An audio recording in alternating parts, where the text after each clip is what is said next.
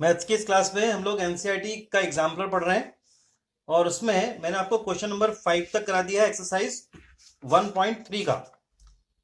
Exercise 1.3 question number 5 तक हमने कर लिया है।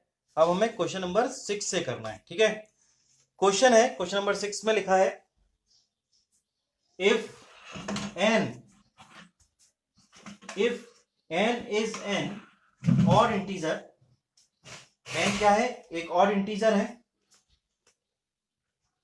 देन शो दैट, आपको शो करना है कि n square -1 is divisible by 8, n square -1 is divisible by 8, n square -1 is divisible by 8, ये आपको बताना है। ओके, 8 से अगर कोई नंबर डिविजल है तो नंबर 4 से भी डिविजल है, कोई नंबर अगर 8 से डिविजल है तो नंबर 4 से भी डिविजल है। तो हम क्वेश्चन में सबसे पहले देखते हैं कि अगर ये 4 से डिविजल है तो फिर इसमें और इंटीजर्स क्या हो सकते हैं, ठीक है। तो क्या लिखेंगे, n odd, let n odd integer be, क्योंकि इसमें एन की फॉर्म में दिया है बी एन, तो क्या बनेगा,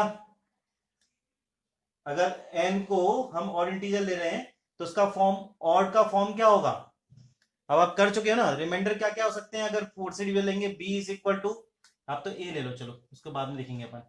बी हो जाएगा 4, तो रिमाइंडर क्या आएगा, 4 से छोटा होगा, 0 होगा या 0 से बड़ा होगा, तो रिमाइंडर होंगे वो 0 1 2 3 में से कोई होंगे।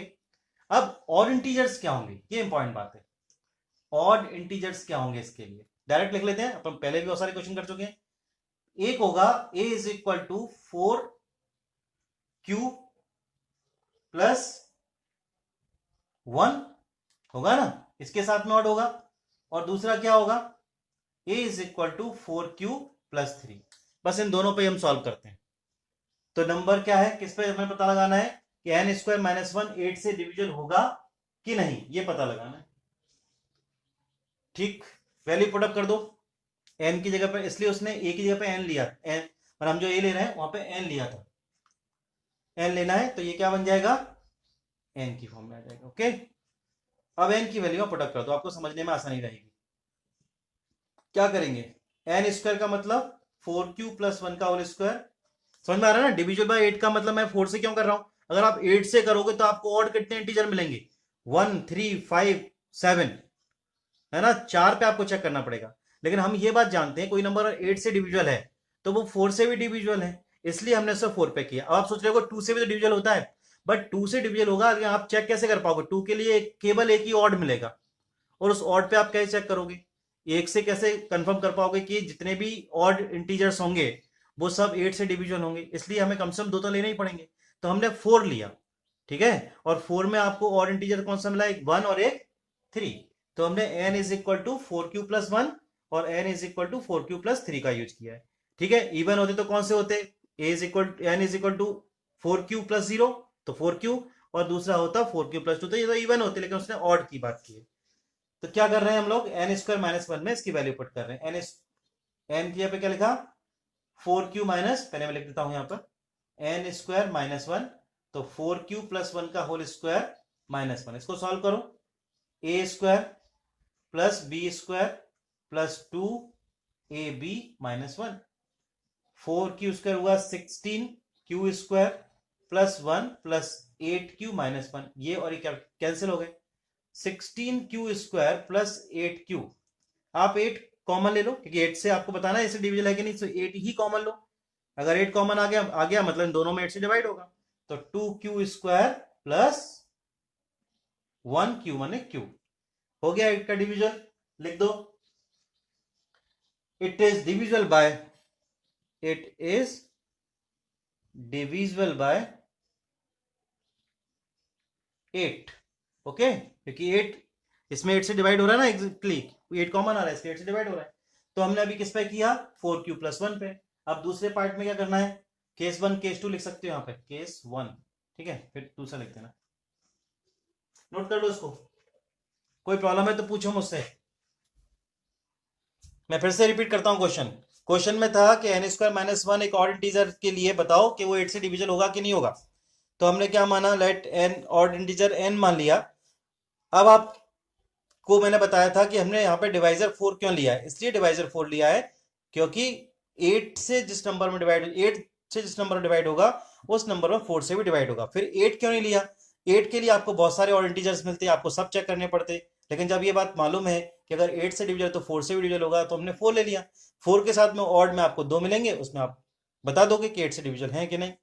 तो ये तो आपने शो कर दिया कि 8 से डिविजल है। अब दूसरा वाला करते हैं, 4q+3 के लिए n is equal to 4q+3। दूसरा ऑड इंटीजर n² - 1, 4q+3 का होल स्क्वायर -1। ओपन करो, a² + b² + 2ab -1 -3 है नहीं, यहां तो 1 है ना, ओके ओके, क्वेश्चन में 1 है तो ये 1 रहेगा। इसके बाद 16q² + 9 प्लस कितना हो गया 24q - 1। क्या टर्म आ रही है 16q² + 24q + 9 में से बन जाएगा तो 8। देखो इसमें से भी 8 कॉमन आ रहा है, ठीक है। तो हमने प्रूव कर दिया कि जितने भी इसके ऑड इंटीजर्स होंगे वो n² - 1 की फॉर्म में 8 से डिविजिबल होंगे। तो हो गया 2q² + 3q + 1।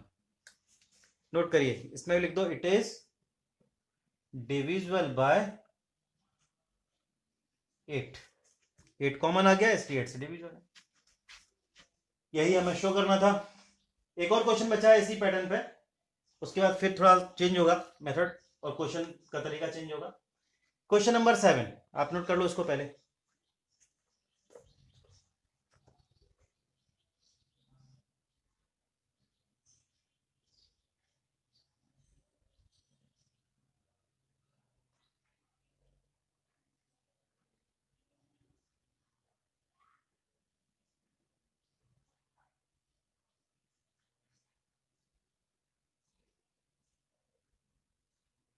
हो गया, क्वेश्चन में लिखा है prove that if x and y are both odd positive integers then x² + y² is even. वो कह रहा है कि दोनों ऑड पॉजिटिव इंटीजर हैं, तो हम मान लेते हैं let odd positive integer x हो जाएगा 2q+1, है ना। अब दूसरा लेना है तो दूसरा सेम तो ले नहीं सकते, तो क्या लेंगे 2q+3। इस तरह से हमने दो ऑड पॉजिटिव इंटीजर ले लिए।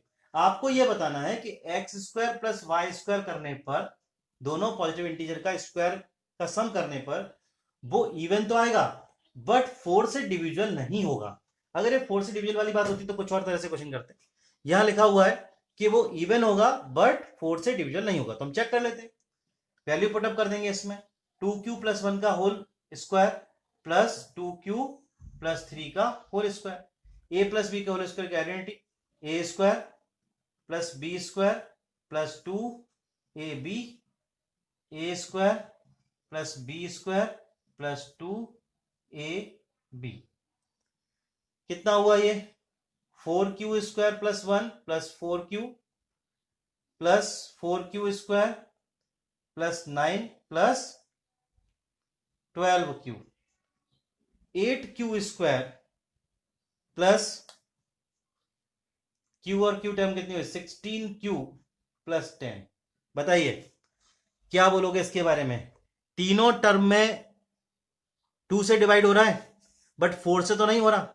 2 से डिवाइड हो रहा है इसलिए इवन तो है बट 4 से डिविजन नहीं है, ठीक है ना। समझ में आ रही है आपको मेरी बात की नहीं आ रही। इसमें आप सब में से 4 कॉमन नहीं ले सकते ना, इसलिए इन दोनों के स्क्वायर का सम जो आया है वो इवन तो है। इवन इसलिए कि 2 से डिवाइड सब में हो रहा है बट ये 4 से डिविजन नहीं है। तो आप क्या ले सकते हो 2 कॉमन ले लो बस, 4q² plus 8q + 5, therefore it is an even positive integer but not divisible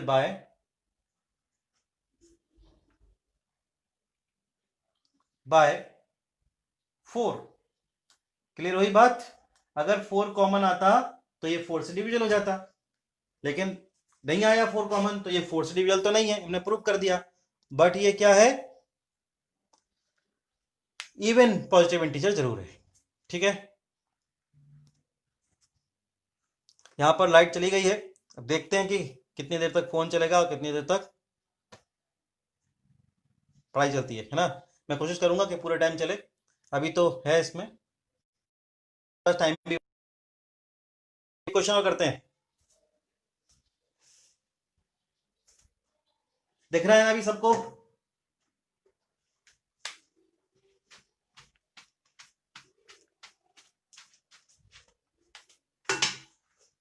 next question है, यूज यूक्लिड डिवीजन एल्गोरिथम। आपको यूक्लिड की डिवीजन एल्गोरिथम का यूज करना है और एचसीएफ फाइंड करना है 3 नंबरों का। 3 नंबरों का एचसीएफ। अभी तक आपने एनसीईआरटी में अभी तक किए थे 3 का एचसीएफ, कि 2 का निकाला था, 2 वाले क्वेश्चन किए, 3 वाले नहीं किए। मैं 3 वाले पहले क्वेश्चन करा रहा हूं, है ना। तो 4 4 1 5 6 7 और तीसरा नंबर है 6 9 3। इसमें जो सबसे बड़े नंबर हैं पहले उनको लो। 2 बड़े नंबरों में से क्या करोगे, बाय यूजिंग यूक्लिड एल्गोरिथम क्या होगा, 5 6 7 से डिवाइड करो पहले 6 9 3 में। सबसे बड़े नंबर में जो मिडिल नंबर है उसे डिवाइड करो और एचसीएफ निकालो इन दोनों का। 1 टाइम होगा 5 6 7, यहां से 6 हुआ और यहां से 2, यहां से 1, 126 आया। 5 6 7 में डिवाइड करो, 4 से करके देखो, 4 6 24, 8 और 0 1 और ये 5। ओके, कितना हुआ 3 और 6 63, 126 2 जा 63 2 जा 126 आ गया 0। बाय इधर लिखी थी आपने बाय यूजिंग यूक्लिड एल्गोरिथम। अब इसे इस फॉर्म में लिखेंगे। यहां डिविडेंड क्या है 6 9 3, तब डिवाइजर क्या है 5 6 7, क्वोशिएंट 1 और रिमाइंडर 126। दूसरी स्टेप में 5 6 7 dividend, divisor 126, quotient 4, reminder 63।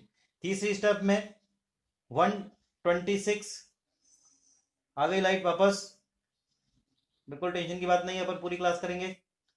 63 into 2 plus 0, now reminder become 0। at this stage divisor is equal to कितना 63। so HCF of किसका HCF 5 6 7 और 6 9 3, कितना HCF आया 63। अभी हमारे पास एक नंबर और बचा है। जब इन दोनों का HCF ये है और इस HCF का मतलब क्या होता है, एक ऐसा नंबर जिससे सब में डिवाइड हो जाए। अगर सब सारे टर्म में कॉमन नंबर से डिवाइड हो जाए वो कॉमन फैक्टर होता है, और हाईएस्ट कॉमन फैक्टर में आपने इन दोनों का हाईएस्ट कॉमन फैक्टर निकाल लिया है। इस कॉमन फैक्टर से रिमेनिंग नंबर में डिवाइड करें और एग्जैक्टली डिवाइड हो जाए तो क्या मानेंगे, यही हाईएस्ट कॉमन फैक्टर है जिससे डिवाइड हो सकता है। ठीक है ना, नोट कर लो आप इतना। अब 63 से आपको क्या करना है, इसमें डिवाइड करना है। डिवाइड हो जाएगा तो तीनों का एचसीएफ होगा। फिर सुनो एचसीएफ का मतलब क्या होता है, हाईएस्ट कॉमन फैक्टर। तीनों में जो हाईएस्ट कॉमन फैक्टर होगा वो एचसीएफ होता है। 2 का एचसीएफ हमने निकाल लिया, वो जो एचसीएफ है वो इन दोनों का तो फैक्टर है हाईएस्ट, अब वो इसका भी फैक्टर है क्या, डिवाइड कर दो, रिमाइंडर 0 आ जाए तो फैक्टर है, ये इसका मतलब हुआ। तो 63 से हमने डिवाइड किया 441 में, 7 टाइम्स एग्जैक्टली डिवाइड होता है। 7 3 21 और 7 42 40 हो गया। Therefore HCF of 441, 5 6 7 and 6 9 3 is equal to कितना आया 63। नोट करिए।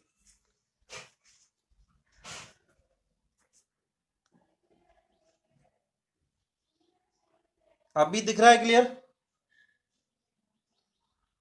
अभी दिख रहा है क्लियर?